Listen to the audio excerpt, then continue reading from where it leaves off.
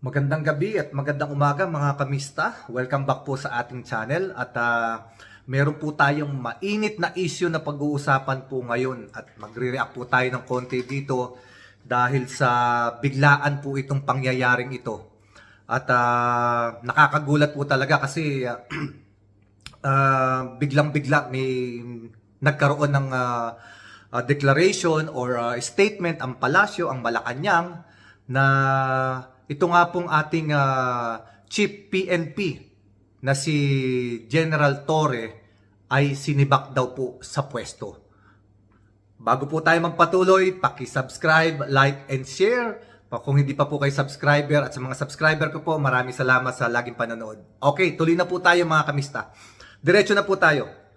So, tinanggal na po sa pagiging Chief PNP itong ating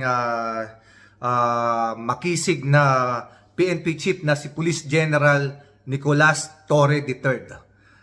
Ito ay after 3 months lang po. 3 months lang po ng kanyang promotion bilang Chief PNP. Ito ay kinumpirma ngayong araw po na ito. August 25, bali 26, 25 dito sa amin. Ng Executive Secretary ng Malacanang na si Lucas Bersamin. Kinonfirm po niya na ito pong ating PNP chief na si Nicolas Torre III ay tinanggal po sa pwesto bilang PNP chief. So, matatandaan po natin mga kamista, malaki po ang naging papel ni General Torre. Actually, malalaking kaso po or very high profile yung kanyang hinawakang kaso nung bago pa man siya maging PNP chief. At ito nga po ay yung katulad na lamang ng paghuli kay Kibuloy sa Davao. At yun naman pong iba ay yung isang pinakamalaki na kung matatandaan po ninyo na ginampanan ni General Torre ay ang paghuli niya kay dating President Rodrigo Roa Duterte. At siya mismo ang kumuha nito at nagdala at naghatid sa eroplano na sasakyan ni Duterte, ni dating former President Rodrigo Duterte, papuntang Dahig. At yan nga po ay naging very controversial. Very, very controversial po ang pangyayaring iyan sa ating history ng ating Pilipinas. Maraming nagalit, maraming natuwa, maraming pumabor, marami ding hindi. So, siguro merong siguro kasi recently merong pong announcement ang presidente ng Pilipinas si Bongbong Marcos na magkakaroon yata ng realignment ng mga assignment ng kanyang mga executive, ng kanyang mga appointees. At tinitingnan natin dito isang hindi natin masabi kasi wala pong dahilan na ibinigay. Lahat po na sinabi ng palasyo ng Malacanang maganda.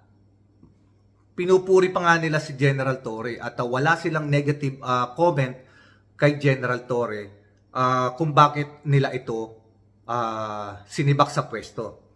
At kung matatandaan din po ninyo, recently lang, last week, nagkaroon din po ng konting iringan itong National Police Commission at itong si General Torre tungkol po sa repositioning ng mga pulis na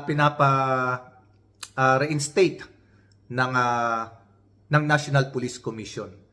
So, medyo nagkaroon po sila ng konting iringan dyan. Pero, this is how I analyze it. Ito yung nakikita ko dyan. Siguro, kung wala namang ginawang masama or walang nakitang hindi maganda ang presidente kay General Torre, ang unang nakikita ko dyan, kasi nga, recently, nagkaroon siya ng konting parang bangayan or konting commotion dito sa National Police Commission. It's a strategy. Strategy po ito ng higher office para maiwasan yung gulo. Para wag nang lumaki pa yung gulo, maaaring siya'y tinanggal sa pagiging PNP chief, pero nire-realign siya sa mas sensitive at mas mataas na posisyon, mga kamista. Pwede rin po na itong pangyayaring ito is dahil nga po may realignment na gagawain itong ating gobyerno, itong executive, itong ating presidente na si Bongbong Marcos, siguro may nakikita siya rito na po pwede niyang ilagay din kasi si General Torre sa DILG. Kasi posible kasi kailangan niya ng kailangan po kasi ng administration ngayon ang mga lahat ng mapagkakatiwalaan niyang mga tao sa bawat agency ng government. So, mga kamista, ito ay hindi ko nakikita as negative, bagkus parang nakikita ko ito as realignment. May bagong posisyon na hahawakan si General Torre. At sa tingin ko, mga kamista, sa mga darating na araw, malalaman natin kung ano talaga. Kasi right now, announcement lang na hindi na tinanggal na siya sa pagka-PNP chief at yun po ay magiging effective as soon as maging available na yung papalit sa kanya.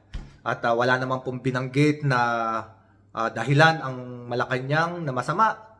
Bagkus nga po, lahat nga daw po unang gagawain is it's for continuous job para tuloy-tuloy lamang.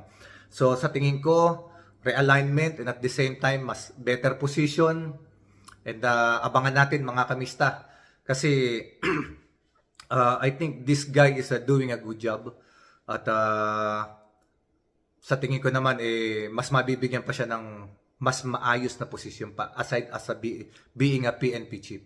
So hanggang dito na lamang, mga kamista. Kung ano sa tingin nyo ang dahilan, komento, basahin ko po lahat yan. Ilagay nyo po lamang sa comment section at babasahin ko po lahat yan.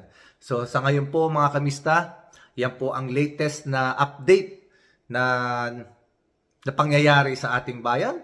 At sana po this is for good at wala namang maging problema sa mga rank and file at saka sa proseso na para hindi magkagulo. Anyway, mga kamista, maraming salamat at saka thank you very much sa panonood muli. Sa mga bago kong subscriber dyan, salamat po, mga kamista.